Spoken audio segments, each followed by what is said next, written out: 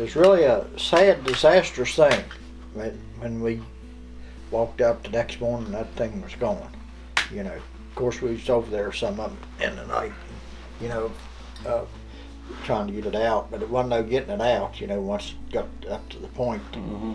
And it was, we thought, well, this might be the end of the Cass Scenic Railroad, because lost everything. You know, I mean, all of the tooling, staybolt taps and flue rollers and just everything there to work on them with. And so we took tin off the side of the shop and built a little old tin building, and you've probably seen pictures of it. And we worked out of that there, and they had one of the camp car, we kept our tools and stuff in, had it shoved up there in front of us, and we worked there. We had to put a side sheet, not a side sheet, part of a side sheet, and number 2 and a back sheet, part of the flue sheet out there that winter, and put a smoke box on it. And but it was really a sad time. I mean, it was, especially people like Ivan Clarkson had worked there all his life, you know. Mm-hmm. And he really took it hard. He said, yeah, that's just. Did you receive after the fire in '72? We're not too far out of the air of steam at that point. Yeah. Did you guys? Were you able to receive tooling from other places close around where you didn't have to go buy everything new to start over? Or? Well, what they done, a lot of people would contact the superintendent, different places, and say, well, I got some stuff over here you might want. I'm not sure what it is. Well, they would go look at it. Maybe it'd be 3 or 4 staybolt taps or some flue rollers, or you know. And we got enough tooling to first we could work on our boilers, you know, along. And that's then they appropriated so much money to go out and buy some stuff, but it was pretty scarce for. Well, it was all in that there one camp car. Mm-hmm. Held everything we had, you know, and they just went to Craftsman, bought some wrenches, adjustable wrenches, and socket sets and stuff like that there. But we just, everyone just knuckled in, and we survived through it and kept going. We never missed any going run. up the mountain. Yeah. Nope, I never missed a trip. How quickly did they decide to build a new shop? Well, they probably, immediately after burnt, they probably started on of what they wanted to do, you know. And let's see, so they decided to build the paint shop. They built the paint shop first, and we worked out of it then up till, and I can't remember exactly what year we went back down into the big shop. So the paint shop was first. Oh, I don't know that I knew that. Yeah, yeah, they built the paint shop, but that was, we spent one winter in the tin building, and then the next year we was in the paint shop. Okay. Yeah. So he was able to actually just make that into a makeshift regular locomotive shop and everything. Yeah, that was just a locomotive shop. Yeah, For that's right what we worked out of up there.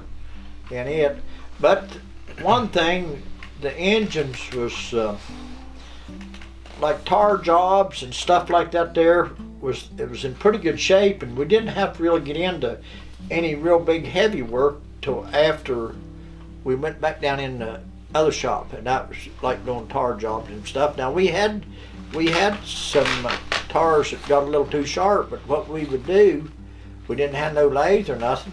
We would take the truck out from under, take the tar off. He'd build it all up with weld. Then we just took grinders and smoothed it up with a grinder.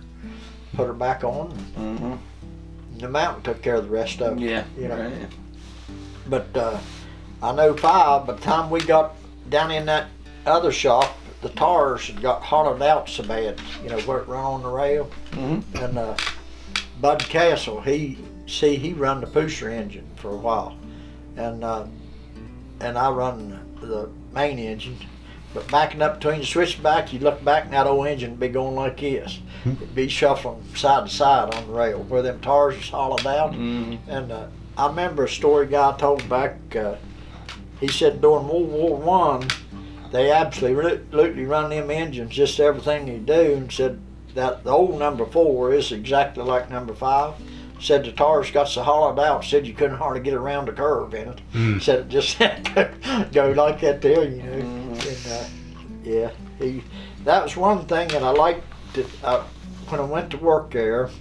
Every now and then there'd be an old timer come in, you know, that was an engineer or something. And, The Cass shop has a pit for like a rod engine. yeah. Whose idea was it to put that in there when they built the shop? Okay, when they got that Army 280, they had plans of fixing that engine up and running it to these festivals, like the Forest Festival and the Strawberry Festival and stuff like that there. Okay. And but when they dug that pit, water come in so heavy, you never could get the water ever shut off down in there. You could Still have, not. It's still not. no, right. You can pump it out and it's coming through the wall. Yeah. It's your arm, Yeah. you know. But that's why that was put in there. They just really what they ought to done truly is forgot about putting that pit in and built the shop where it come over up like that and put that overhead crane up about another 4 foot higher or so. You ever heard this from anybody else? Oh no. I told Matt one time the crane was 6 feet too low in the main It shop. well, see, in the old shop, you had your main truck, it set up, you know, and then you'd had something, you know, where you could handle it to get it out. It's like them little shays, just barely can get a boiler out of one of them, that's it, you know. You take the darn hook off and run the cables up. Yeah, through the thing, gain yeah. everything you can get. Yeah. Then that big 6, when they had it done, we had to have a crane come, and we hooked the shop crane around the spoke box, and then I made a couple of bounce at the back of the boiler, and hooked the other crane, and it just barely did get high enough in with his thing right in the top of the shop to get it out and get it back in. That's funny you brought it up. I told Matt one time, Yeah. I said, crane's 6 feet too low Yeah. in the front Yeah, shop. you had that other 6 feet on it. Yeah. So they ought to put, and then they had a crane for over the machine shop that was supposed to be power operated. Now we built that old thing that's over the machine shop. So they eliminated that to keep it under budget, you know. Mm-hmm. Is what, How they got by with that. yeah.